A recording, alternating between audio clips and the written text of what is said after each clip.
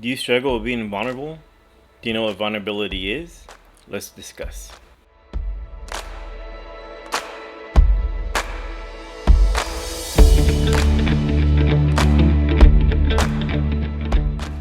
Being vulnerable is the ability to open up and be able to share with somebody something that you may be embarrassed about or you might not tell everybody, but there's risk involved and there's also payoff. Let's talk about that. So often I think we relate vulnerability to being weak.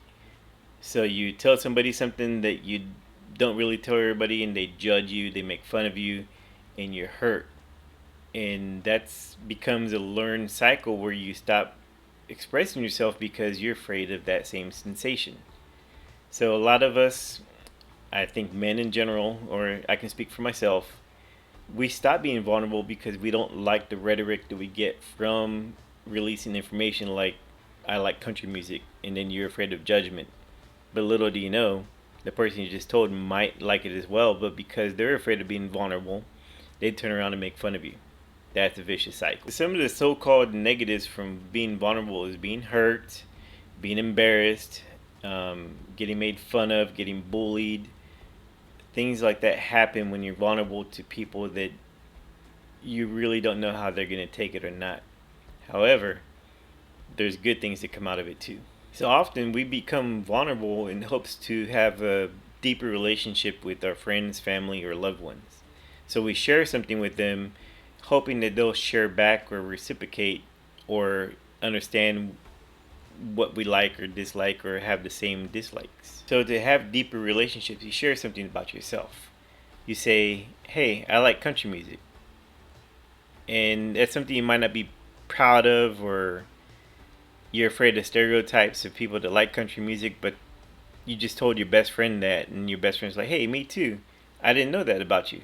And all of a sudden you start talking about memories you have from the songs, from the music, why you like country music, and in general, you just exchange, and share stories. So that puzzle piece you release about yourself fits in with the puzzle piece of this person, and it also allows you to add other puzzle pieces onto it. And what I mean by that is you're allowed to open up even wider. You're like, hey, he understood I like country music. Maybe he likes going to the range. And what do you know? He's got a gun collection just like you. Then you open up, and this time you're like, I like Fords. And he's like, well, I like Chevys. But because you already have a deep understanding, you discuss what you like about them, and then you're like, yeah, I can understand that. Doesn't change your opinion, but it gives you a better aspect of why or how they like different things. And that is a foundation of trust as well. So in the relationships where you're afraid to be vulnerable and you're fearful, let's say you're married and you don't open up because of past marriages breaking up or past relationship experience you experience when you become vulnerable, they use that as a weapon against you.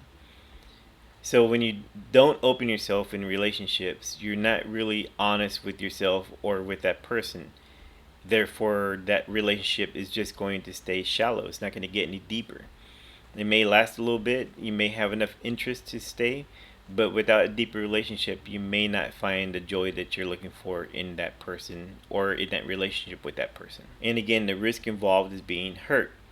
But if you go into it knowing that you can be hurt and be prepared for that, that better assist you in opening up and also having somebody to talk to, um, spouse, friend, therapist, coach, whatever. That relationship should have vulnerability going back and forth. So you tell a story, they tell a story, or they understand, they don't judge, they want to know more. That's the kind of vulnerability that you're looking for. That's the kind of relationship that you can build on. Now, you don't have to trust everybody with your deepest inner thoughts. Obviously, your coworkers or your neighbor, you're not going to share your deepest thoughts, but you can be vulnerable with them as well. So I believe there are different levels of vulnerability depending on the type of relationship you're working on. If it's your neighbor, you're not going to be vulnerable that uh, I support a certain politician and you don't, and then you're never going to have a good relationship. That's why you keep politics out, keep money out, because a lot of that creates jealousy, creates friction, it creates tribalism. and that's probably something you want to stay away from. So that's just a quick video on the good and bad about being vulnerable and the necessity of it to have relationships flourish. Thank you for watching Great Life Coaching. Have a good day. See you later.